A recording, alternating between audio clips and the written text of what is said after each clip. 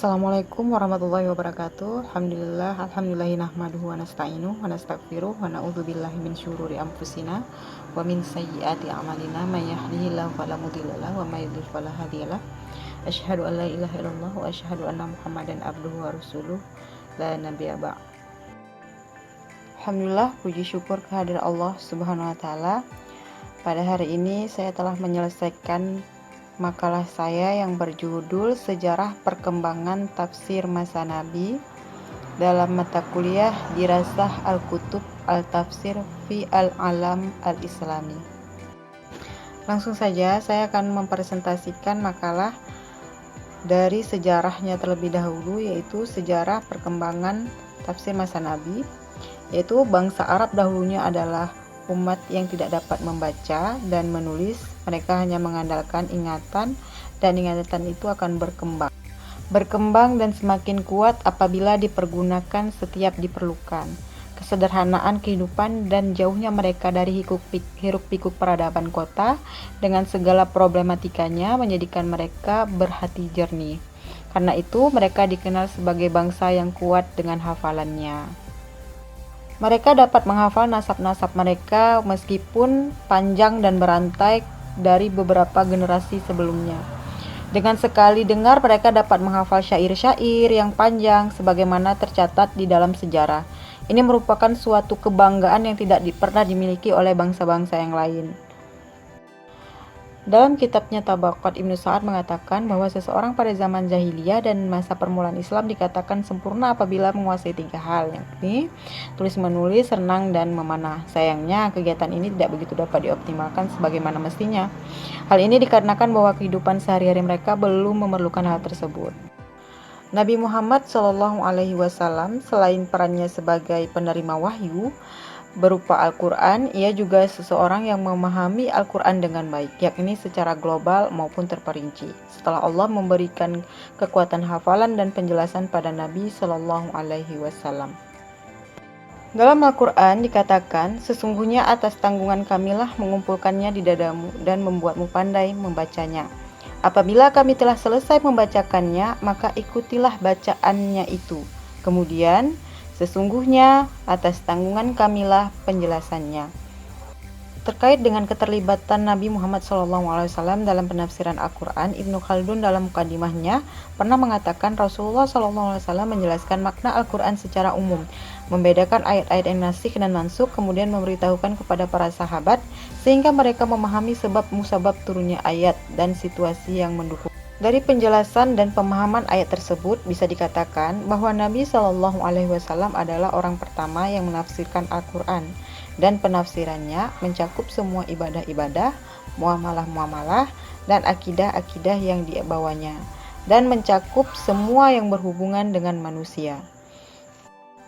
Ini berarti awal munculnya tafsir Al-Quran ialah sejak Al-Quran itu diturunkan. Sebab begitu Al-Quran diturunkan kepada Nabi Muhammad SAW, sejak itu pula beliau melakukan proses dan praktik penafsiran untuk menjelaskan Al-Quran kepada para sahabat. Oleh karena itu, dalam hal ini dapat dipastikan bahwa beliau termasuk dalam kategori mufasir era klasik dan mufasir pertama dalam sejarah ulumul Quran. Bahkan beliau bisa dianggap sebagai pencetus dasar kaidah-kaidah tafsir secara tidak langsung, meskipun hal tersebut memang berasal dari fitrah Nabi. Sebagai seorang Arab Quraisy yang memang terkenal akan keindahan, kemahiran, serta kefasihan bahasa Arabnya, dan penafsiran beliau dianggap paling otoritatif untuk menjelaskan kepada umatnya, terlebih pada masanya. Nabi Muhammad SAW menyampaikan, menerangkan, dan menjelaskan isi Al-Quran. Jika ada di antara para sahabat yang berselisih atau tidak mengerti mengenai kandungan Al-Quran, mereka merujuk langsung kepada Nabi mengenai makna sebuah ayat Al-Quran, sekaligus penjelasannya. Dr. Muhammad Hussein Al-Dahabi kemudian menyebutkan keistimewaan tafsir pada zaman Nabi SAW dan para sahabat, baik berhubungan dengan kuantitas maupun yang berhubungan dengan metodologis dan cara mentafsir, yaitu sebagai berikut. Yang pertama, Al-Quran tidak ditafsirkan secara keseluruhan, Yang pertama, Al-Quran tidak ditafsirkan secara keseluruhan, tetapi hanya sebagian saja. Yang kedua, sedikitnya perbedaan pendapat di antara para sahabat dalam memahami makna-makna Al-Quran. Yang ketiga, para sahabat merasa cukup puas dengan makna yang global. Yang keempat, mencukupkan dengan penjelasan bertumpu kepada makna kebahasaan. Kemudian yang kelima, amat sedikit istinbat terhadap hukum-hukum fikih dan sama sekali tidak ada tafsir dengan aliran tertentu. Yang keenam, belum ada proses pembukuan tafsir. Yang ketujuh, menjadikan tafsir sebagai bagian daripada hadis. Para ulama berselisih pendapat soal sejauh mana Rasulullah dalam menafsirkan Al-Quran kepada para sahabatnya. Rasulullah banyak menjelaskan makna-makna Al-Quran kepada para sahabat. Imam Bukhari telah menyebutkan hal ini dalam sahihnya dengan membuat satu bab khusus tentang tafsir, yaitu Kitab Al-Tafsir yang meliputi 1 juz. Menurut Ibnu Hajar, Kitab Al-Tafsir ini memuat 548 hadis marfu dan hadis mausul sebanyak 365 hadis, selebihnya adalah mu'allaq. Selanjutnya B. Hadis Nabi sebagai tafsir dalam Al-Quran.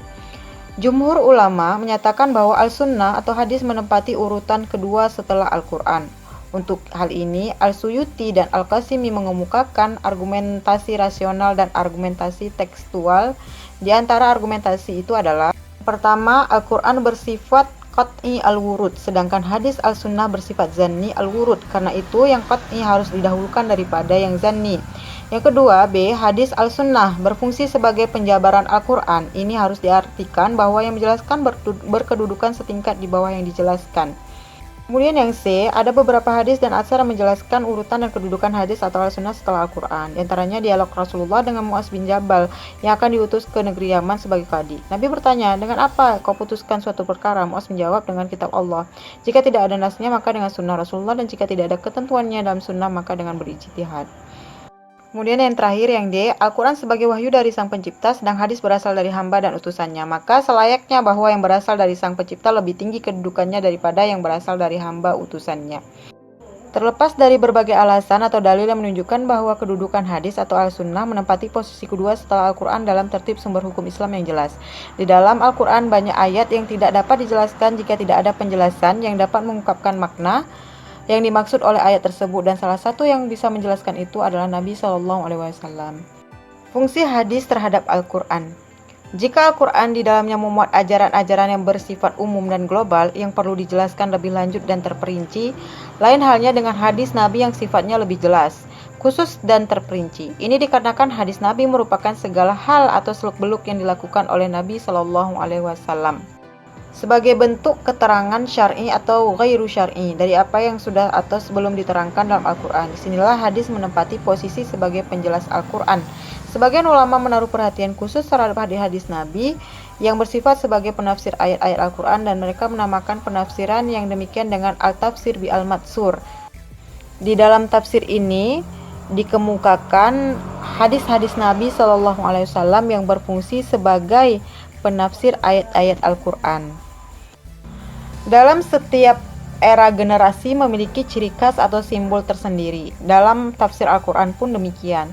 Tafsir era Nabi SAW memiliki karakteristik dan keistimewaan tersendiri, yang mana ia telah menjadi sumbu sejarah dari penafsiran Al-Quran. Adapun karakteristik tafsir era Nabi ialah: A. Prinsip.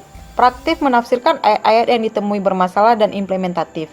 B. Sifat, diterima tanpa ada kritik, tokoh Nabi menjadi rujukan utama dan pemegang otoritatif.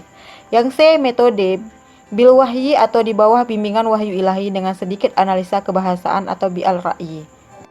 D. Sumber, Allah dan malaikat Jibril. E. Validitas, terjamin sahih. Kemudian E. Model penafsiran, bersifat ijmal atau global dan disampaikan secara oral. G. Al-Quran tidak semuanya ditafsirkan oleh Nabi SAW, tetapi hanya sebagian saja, yakni pada ayat-ayat yang dikira muskil dan dipahami oleh sahabat. H. Sedikitnya perbedaan dalam pemahaman terhadap ayat Al-Quran di antara para sahabat daripada masa setelahnya, karena jika terjadi perselisihan pemahaman antara para sahabat, pasti ada Nabi SAW sebagai pihak penengah dan pengadil di antara kedua belah pihak yang berselisih. Kemudian I. Dalam menafsirkan Al-Quran, Nabi SAW hanya mencukupkan pada makna global saja dan tidak mendalami maknanya secara terperinci atau dari segala aspek. Yang J, penjelasan yang singkat terhadap makna lughawi. Dan yang terakhir K, belum ada pembukuan tafsir Al-Quran. Demikian penjelasan singkat dari makalah saya yang berjudul Sejarah Perkembangan Tafsir pada Masa Nabi. Semoga apa yang saya jelaskan dapat dipahami. Lebih dan kurang saya mohon maaf. Assalamualaikum warahmatullahi wabarakatuh.